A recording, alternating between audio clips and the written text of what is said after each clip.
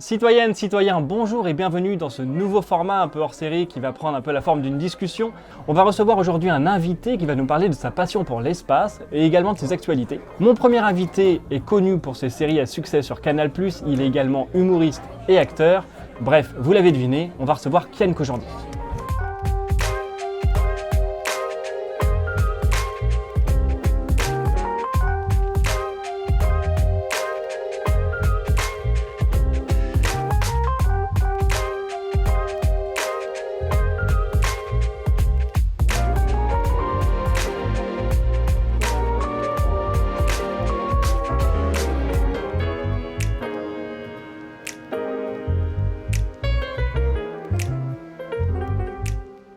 Bienvenue à Nantes, Kian. Merci Hugo. Tu es ici pour du coup la tournée de ton spectacle. Ouais, une bonne soirée. Alors déjà, moi, je le dis aux spectateurs, j'ai été voir le spectacle il y a une semaine avant le tournage. C'était incroyable. Merci. Avec une partie de l'équipe, on s'est régalé. Merci les amis.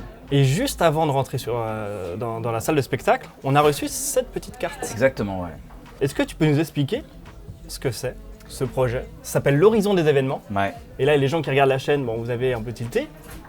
Est-ce que tu peux nous expliquer ce nouveau projet? Je regarde ta chaîne déjà depuis 2-3 ans et ça fait plusieurs fois que dans ma vie, je repars à zéro dans le sens émotionnellement. Okay. C'est-à-dire que j'ai des trahisons, j'ai des moments où je m'en veux et après je dois me réparer et je repars. Et des fois, je repars dans la même sauce. Ouais. Et j'ai remarqué que j'avais des cycles comme ça qui se passaient. Et vu que je regardais ta chaîne, et tu parlais beaucoup des trous noirs, et je me suis dit, putain, c'est fou, j'ai l'impression d'aller visiter un trou noir à chaque fois. Et je trouvais que l'horizon des événements, c'était un truc très, c'est très factuel, hein, mais c'est très poétique. Parce que c'est une entrée comme une sortie dans un trou noir. C'est là où parce que quand tu vas pas bien, bizarrement, le temps n'est pas le même. Le temps passe comme dans un trou noir, il se dilate complètement. Le temps n'est pas le même. Tout devient beaucoup plus dilaté, justement. Ouais. Et je trouve que c'est un peu ça, le deuil, le deuil d'un être qui meurt, le deuil d'une relation, le deuil d'une personnalité aussi, d'une phase de ma vie. Et donc là, j'étais dans cette phase où je dis, j'en ai marre de vivre des cycles de deuil qui sont liés, je pense, à moi.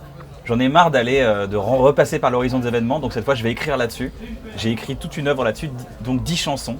10 textes avec des chansons. Il y a des chansons qui sont chantées, il y a des chansons qui sont posées, il y a des chansons qui sont rimées, d'autres qui sont de la prose. Tout un exercice que j'ai fait avec un mec qui s'appelle Clément Libre, un jeune compositeur de Toulouse qui est formidable. Et du coup, je me suis dit, l'horizon des événements, c'est parfait parce que c'est l'entrée dans le deuil comme c'est la sortie. Ouais. Et l'horizon des événements, ça veut tout dire et c'est très poétique. C'est la seule chose poétique qu'il y a un peu dans... Enfin, le nom est très bien trouvé, Horizon des événements. Moi, à chaque fois que je fais des vidéos sur l'espace, à chaque fois, je me trouve avec des exoplanètes qui s'appellent genre Kepler 67b ou... Et là, ils ont trouvé un nom pour ce phénomène qui est l'horizon des événements. Je fais ouais, c'est vraiment poétique. Exactement. Donc ça matche bien. Mais c'est beau, je trouve qu'il y a plein de choses. C'est ce que j'aime dans ce que tu fais, c'est que c'est une chaîne où c'est très didactique, c'est très vulgarisé, quelque chose de très peu compréhensible pour l'esprit humain quand même. Les distances sont tellement folles. On est des fourmis à l'échelle de tout ça, quoi. T'arrives à te poser ces questions au quotidien? Tous les jours. Tous les jours? Ah ouais, j'adore ça. Et ça a tout le temps été comme ça ou Ouais, je me rappelle, j'étais en CP et je me suis dit waouh, on flotte dans l'espace. Et je te dis, à ce moment-là, t'as une sorte de distance sur la vie qui arrive et tu te mets d'angoisse profonde. Ouais, c'est ça. Ah, justement, ça t'angoisse, genre l'espace, ou plutôt ça te fascine et ça t'émerveille? Les deux. Mais comment c'est possible? Qui fait quoi, d'où, pourquoi? Vraiment. C'est un des domaines où tu as tellement de questions qui sont encore sans réponse. Ah ouais. Où je trouve ça passionnant. Moi, c'est ce qui m'anime, c'est que se dire qu'on vit tous notre quotidien sans avoir conscience qu'on est dans un truc que personne comprend. Ouais. C'est fou, hein. C'est un peu la fourmi qui marche, quoi. On se prend la tête, mais comme dit Virginie Fortin, une humoriste québécoise qui dit les gars, il y a une boule de feu dans le ciel. On peut s'arrêter 2 secondes, il y a une boule de feu dans le ciel là. Elle a raison, parce qu'on est là avec nos problèmes et des fois c'est justifié. Des fois on se prend un peu la tête au feu rouge pour rien et tu te dis mais mec, tu flottes dans l'espace. Est-ce que tu as des envies ou des projets de faire justement quelque chose qui est vraiment lié à l'espace? J'ai un super projet. Dans les 3 prochaines années, je pense. Là, maintenant, je peux pas le faire, mais j'ai une super idée qui est liée à l'espace.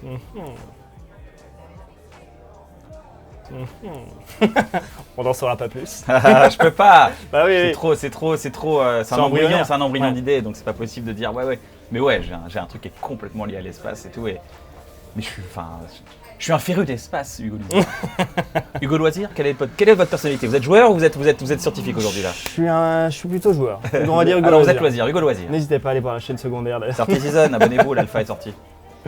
Mais tu peux pas y jouer.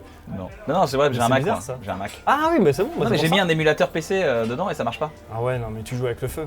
Ah ouais? Bah déjà, c'est un jeu qui demande énormément de ressources. Ah, je savais pas, ouais. Si toi tu joues sur Mac avec un émulateur PC, Ah, mais faut que je ressorte mon PC. ah ouais, il faut une tour et tout. Non, j'ai pas une tour, j'ai un truc un peu vénère. Ah ouais.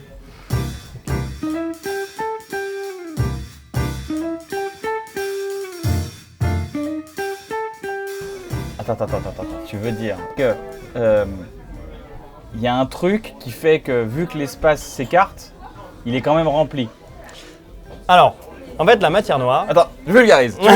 Tu vulgarises la vulgarisation. C'est très dur à vulgariser Non, la mais matière bien noire sûr. parce que vraiment, c'est pas du tout mon champ de compétences, mais en gros, dans la rotation des galaxies, on a estimé qu'il y a énormément de masse qu'on ne voit pas. Parce qu'on estime en fait la masse d'une galaxie par sa luminosité. Et les galaxies n'ont pas la rotation qu'elles devraient avoir en Ouais. fonction de ce qu'on voit nous. Donc on se dit, ok, il y a énormément de masse, genre plus de 80% de masse, qu'on n'arrive pas à savoir ce que c'est. Donc il y a des théories, il y en a qui disent que c'est des trous noirs tout petits, qui n'émettent pas de lumière, du coup, qu'il n'y a même pas de champ d'accrétion autour, il n'y a rien, et qu'il y a plein de trous noirs, mais qu'on devrait déjà en avoir vu aux alentours du système solaire, si c'était le cas, on ne le voit pas. Et du coup, aujourd'hui, on cherche quelle est cette matière noire qui n'interagit pas avec le reste, parce que du coup, la lumière n'interagit pas avec elle, quasiment pas, et on cherche cette matière noire. Incroyable. Et on ne la comprend pas. Et il a fait au moins, alors je sais plus, c'est 80 ou 90%. On prend avec des pincettes, encore une fois. Attention, prenez des pincettes, les gars. C'est une émission à Mais pincettes. c'est énorme. C'est vraiment, ça constitue la grande partie de l'univers. Ce que j'aime dans ta chaîne, c'est que tu vulgarises des choses scientifiques, mais tu te sers aussi de projection d'esprit d'artiste parce que tout ce que tous les contenus que tu utilises, c'est pas un réalisateur qui est allé filmer un Non. trou noir. Ce sont des projections d'artistes. Tout à fait. Donc, Alors c'est l'art et l'espace sont très intimement liés. on peut rendre hommage à tous les artistes qui travaillent à l'ESO, qui font des vues d'artistes de toutes ces planètes, etc. Toi, ça t'inspire? Genre, tu te nourris de ces images, de cette vue de l'espace, etc. pour écrire, donc soit dans ton album ou même pour écrire des fictions, etc. Bien sûr. Encore une fois, on est intrinsèquement liés. Ouais. On en parlait avec Alexandre Astier dans un bon moment, mais l'art et les scientifiques, c'est se dire et si penser les grands scientifiques de l'espace quand ils veulent vérifier quelque chose, ils disent et si il y avait, et tu vois, Ouais. Einstein, ça reste de la supposition, il l'a pas vécu, le résultat, il l'a pas vécu il y croyait pas aux trous noirs. Les trous noirs, il y croyait pas, mais après je crois qu'il y a un peu cru. Non, Oui, il y non a cru au début, il disait non, mais Non, c'est c'est pas vrai. impossible. Et il y a eu aussi, tu sais quand ça a bougé dans l'espace là, quand le truc qu'on a analysé aux États-Unis là, Ah, avec le les faisceau, ondes là, gravitationnelles. les ondes gravitationnelles. Quand ça a bougé, je veux dire ça c'est le résultat Oui, d'une projection ça- de gens qui ont dit non mais si un jour ça va bouger. Ah ben c'est ça. Aujourd'hui, la révolution, ce serait de trouver quelque chose qui contredise Einstein. Ouais. Mais tout ce qu'on fait actuellement, on confirme tout ce qu'Einstein a découvert. Et ça, c'est incroyable. Ouais, c'est vrai. Einstein, il a fait gagner 100 ans, voire 200 ans à l'humanité. Et, incroyable. Mais c'est fou d'avoir des gens où ils se disent un jour, je vais faire juste une expérience de pensée. Et cette expérience de pensée, elle me fait, oh, le temps, il est relatif. Et là, tu te dis, bon, et après, ça t'ouvre un champ Ah ouais, des non, possibles. ça, Et il incroyable. a fait sa théorie, il a tout révolutionné. Au début, personne n'y croyait vraiment. Et au fur et à mesure des expériences, ok, il a raison, il a encore raison, il a encore raison, il a encore C'est raison. la même démarche que la démarche d'une blague. Ouais, Si tu te dis putain il y a un truc marrant là. Attends, comment je peux le faire? Et puis t'y crois. Alors c'est moins chevronné, Ouais.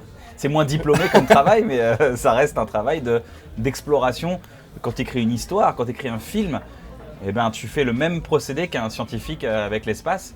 Tu voyages avec ton esprit et tu cherches à aller à rendre cohérent les choses et à leur rendre une réalité. Je pense qu'on peut dire qu'on a voyagé dans l'espace. Je pense qu'on peut dire qu'on est allé sur Tatooine. Moi j'ai vu les images. ah, Non mais tu vois ce que je veux Oui, dire, oui. c'est grâce aux artistes on a voyagé, on a vu des vaisseaux, on a voyagé à travers la lumière dans Star Wars. Tu vois, c'est les artistes qui ont fait ça. t'aimerais bien, toi, voyager dans l'espace? C'est pas ma prio, Ouais. je t'avoue, mais non, j'aime bien mon côté terrien rêveur plutôt que j'aime bien être rêveur. Ouais, tu préfères être les pieds sur terre, rêver de là-haut, plutôt Ouais. qu'être de là. Parce que c'est vrai que les conditions là-haut, ça fait pas forcément rêver. Hein. Ouais, et puis c'est hardcore, et puis tu vois, c'est quand même dur quand même de voyager dans l'espace, c'est pas un truc évident. On t'inquiète pas pour les bruits, c'est juste Non, les gens on qui est, jouent. on est dans il y a côté. des jeux, il y a des gens qui jouent. On peut entendre des cris de temps en temps, tout va bien. Mais ils Il n'y a font parfois pas des un projections. porno à côté, hein. C'est Ouais. pas un porno bizarre, les gars, c'est un jeu, ils sont en train de jouer. C'est vrai qu'on peut entendre des cris un peu. de temps en temps. Oh, c'est un porno wild, tu vois. On est dans un endroit un peu clos.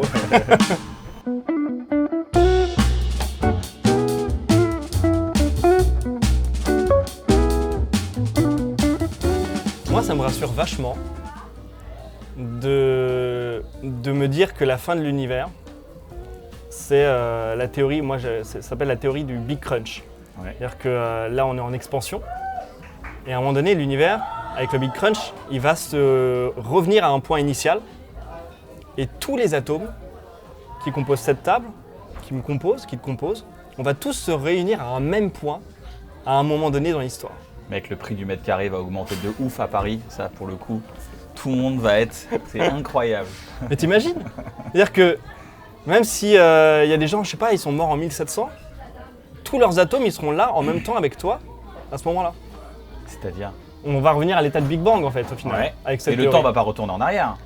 Le temps, non. Non, c'est juste l'espace. Non, parce que en fait, dans cette théorie-là, c'est l'espace, il est en expansion, Ouais. il revient. Mais Et ça, après, ça, c'est un c'est rebond. vérifié qu'il est en expansion. Oui. Ça, c'est Après, vérifié. oui. C'est pas une théorie, ça. C'est Non, vérifié qu'il est ça, en c'est bon. expansion. Mais on ne sait pas comment il va finir l'univers. On ne sait pas C'est quelle est un sa fin. ressort, en fait.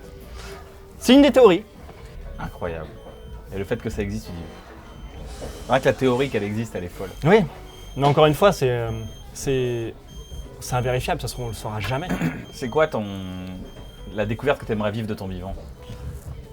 C'est toi qui poses les questions. Là. Bah. Ah, on a changé. Et tu sais, Oui. alors, Ouais, non, clairement. faut qu'on replace le discours.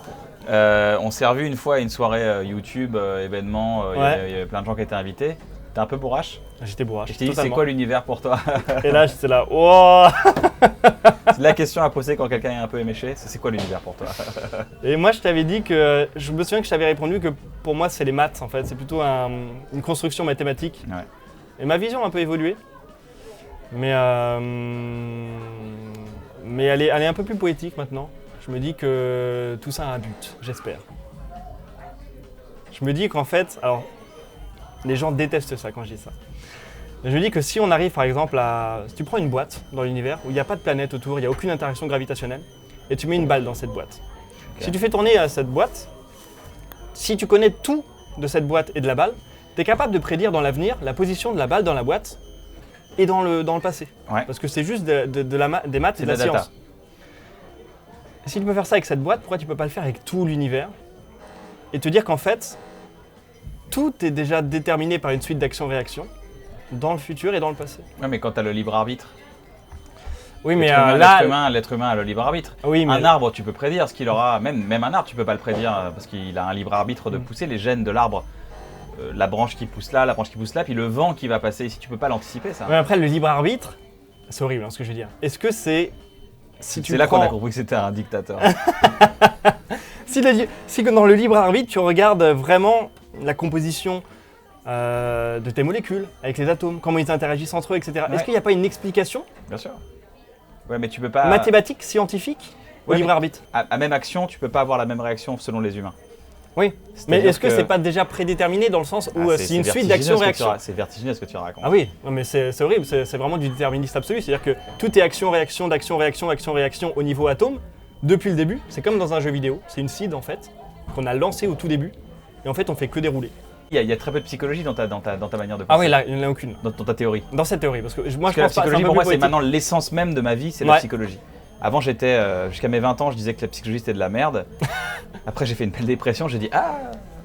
Attends, en fait, non, mais en fait, si, il se passe des trucs à l'intérieur de la tête des trucs invisibles là, qui deviennent très concrets dans ta vie. Donc il faut faire attention à ce que tu as ici, et il faut avoir attention aux projections que tu as ici parce que ça peut être très concret.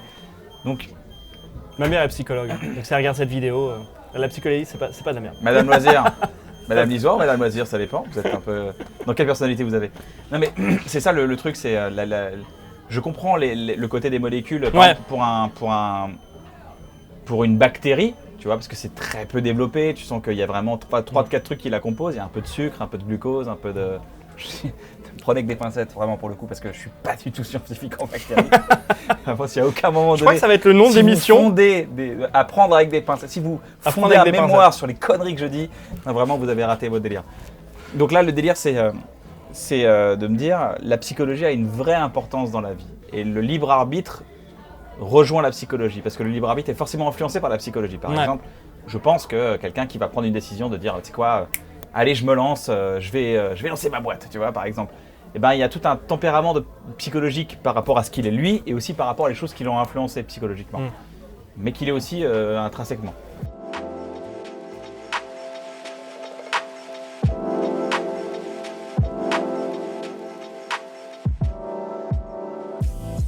Pourquoi avoir choisi de faire un album pour parler de ça?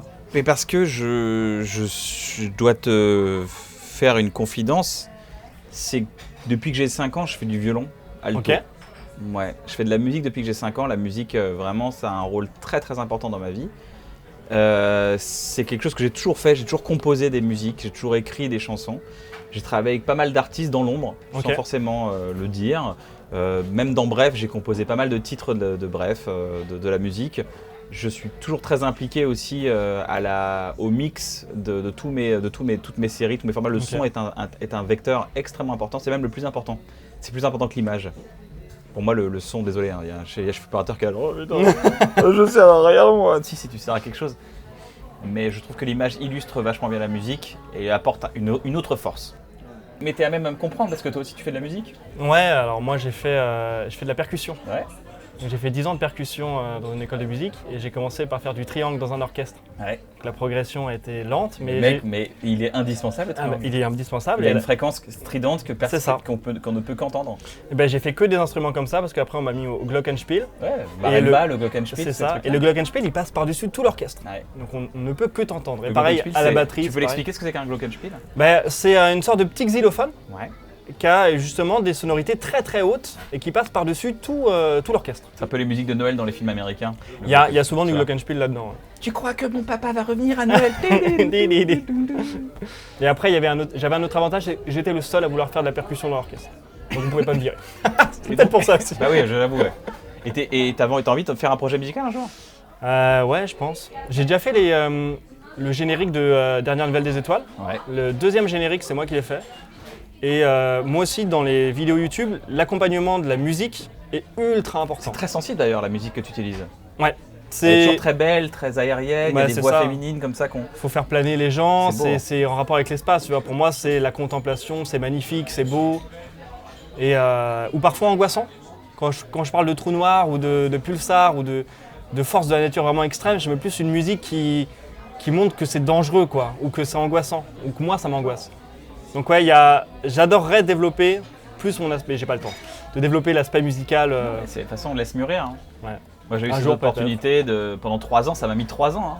Oh, la vache. 3 ans de mise en place, de doute, de ouais mais non, ça oui, mais ça je veux plus le dire, ça je veux le dire, oh là là. Je respecte beaucoup les gens qui font un album. Ouais. Parce que c'est cristallisé, c'est lent, c'est pas du tout le même process que moi. C'est-à-dire que moi je vais dans les salles de stand-up, je fais des blagues, ça marche pas, je réajuste, j'arrive avec mon spectacle, je le tourne 200, 400 dates, et après je fais un DVD ou une plateforme, et je dis voilà, ça c'est le résultat de mon travail. Ouais. Les musiciens, ils s'enferment pendant 6 mois, des fois 1 an, ils savent pas ce que ça va donner, ils sont jugés là-dessus, si le CD marche pas, tout s'effondre derrière. Mais en tout cas, moi, le message de cet album, c'est s'exprimer pour aller mieux. Et aujourd'hui, je vais mieux, et grâce à ça, on parlait de l'importance de la psychologie, aller au fond de son deuil, de mon ancien moi, parce que c'est vraiment le deuil d'un ancien moi, d'un mec qui a galéré pendant 38 ans sur Terre, avec des trucs qu'on lui a donnés qui n'étaient pas à lui. Tu vois, j'aime beaucoup cette visualisation de l'esprit qui dit que dans la vie, tu as 3 valises. Tu en as une de ton père, une de ta mère et une à toi. Et tu peux pas avancer avec 3 valises, c'est pas possible. Donc à un moment donné, il faut que tu te poses sur la route, t'ouvres, tu prends le meilleur de ton père, le meilleur de ta mère, tu mets dans ta valise et tu traces ta route. Et ben c'est exactement ce que j'ai avec cet album, et aujourd'hui je vais tellement bien. Mais je vais tellement bien. Ok. Et même si l'album est deep un peu et plus sensible, plus premier degré que ce que je fais d'habitude, même s'il y a des choses très drôles qui ont beaucoup de distance, et ben aujourd'hui le message de ça c'est que ça va mieux. Et j'encourage tout le monde à écrire, et c'est ce que je fais d'ailleurs dans un bon moment, j'encourage les gens à créer, à écrire. Écrire c'est pas forcément mettre de l'encre sur un papier, écrire c'est je sais pas, faire de la poterie, c'est créer quoi, c'est aller courir, c'est envisager une digestion de l'esprit. Ton album, pour moi, c'est un beau message on peut toujours s'en sortir et de remonter, tu vois. Et des fois on s'en sort pas, mais on peut encore y croire. Mais on peut y croire. J'ai hâte de transférer mes angoisses à mes enfants. Ouais. Mes angoisses restantes.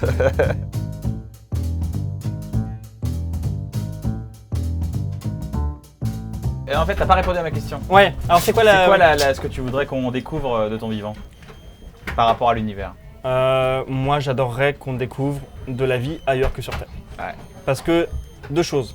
Tu veux dire, est-ce que ça compte les abysses ou pas?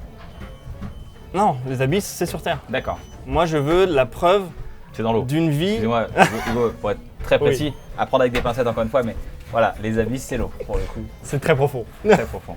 Moi, j'adorerais découvrir de la vie en dehors de la Terre parce que sinon, je trouve qu'on a une responsabilité énorme et ça met une pression de fou. Et on est en train de faire n'importe quoi. Donc là, du coup, si tu vois une vie sur la...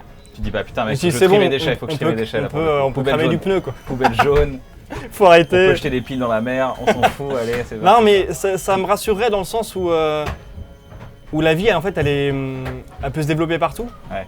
Et en fait, il y en a partout de la vie. Et genre, l'humanité, si elle fait de la merde, bah, ça va pas juste détruire la vie intelligente. Parce que sinon, on a une responsabilité de fou. Ah bah de ma boule. La vie intelligente, elle est, on comme est je te dis, ça se gardiens. trouve, notre volonté, c'est de trouver une solution à la fin de l'univers.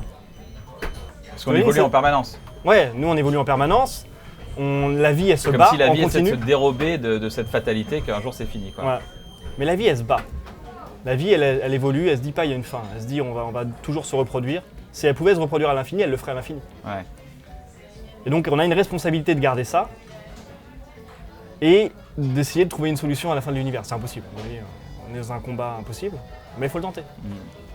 Et si on est seul, oh là là, quel combat, quoi. Tandis que si on est plusieurs, au moins on sait qu'on peut se reposer. j'avoue. Notre civilisation, elle est terminée, mais c'est pas grave. Là-bas, à 2 millions d'années-lumière, il y a une civilisation, ils sont bien.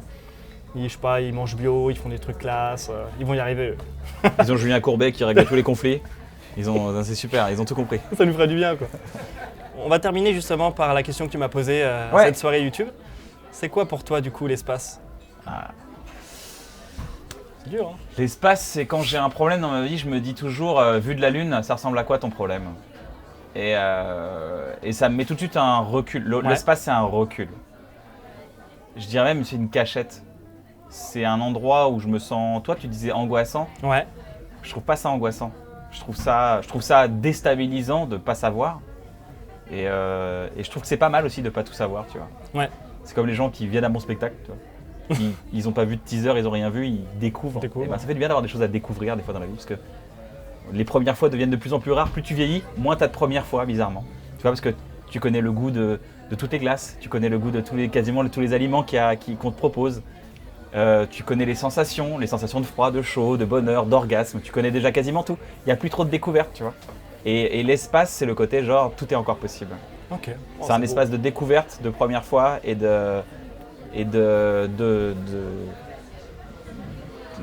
et tu peux pas en finir avec l'infini par définition. C'est ça. Donc du coup, il y a plein de choses à faire et abonnez-vous à la chaîne. C'est ça. Abonnez-vous à la chaîne, c'est une très bonne chaîne. Merci Kian Merci Hugo, ça fait d'être plaisir. venu. On rappelle du coup, donc il y a un spectacle qui est Une bonne soirée. toujours en tournée. Ouais, il y a pendant- des tournées qui vont. Une bonne soirée.fr. Ok. Et il y a un album du coup, Ouais, l'album, ouais. le qui est 26 disponible. novembre. C'est ça. Alors je pense que cette vidéo sortira un petit peu avant. Ouais. Un petit peu, donc le 26 novembre, n'hésitez pas à écouter l'horizon des événements. Voilà. Et je tenais à venir faire cette première interview autour de l'album parce que c'est sur ta chaîne que j'ai trouvé le titre. Et donc je te rends. C'est la première interview. Oh là là. Ben ouais. La première interview de l'album, ouais. Incroyable. On a des exclusivités chez la Lisoire Productions, c'est fou. Les Brothers, les Lizards Brothers. À quand le jeu vidéo, les Lizards Brothers? un projet. Les Lizards Bros. C'est un projet. Parce que là, t'as un jeu vidéo carré en. Bah, je peux pas en dire plus. On n'en dit pas plus. On se revoit bientôt. Abonnez-vous à la chaîne et prenez. Je peux et vraiment n'oubliez pas en pas, dire plus. prenez tout avec des pincettes. Merci à tous, n'hésitez pas à vous abonner à la chaîne. tous les mardis, résumé de l'actualité spatiale. Merci Maxima pour la réalisation de la vidéo, merci Florentin, merci Maxime au son, merci Alicia, merci Léa. Merci à Pioche, surtout de nous avoir accueillis ici. Oui, merci. Et merci Ken d'être venu. Ça fait Super trop sympa. plaisir et on se revoit dans l'espace commentaire.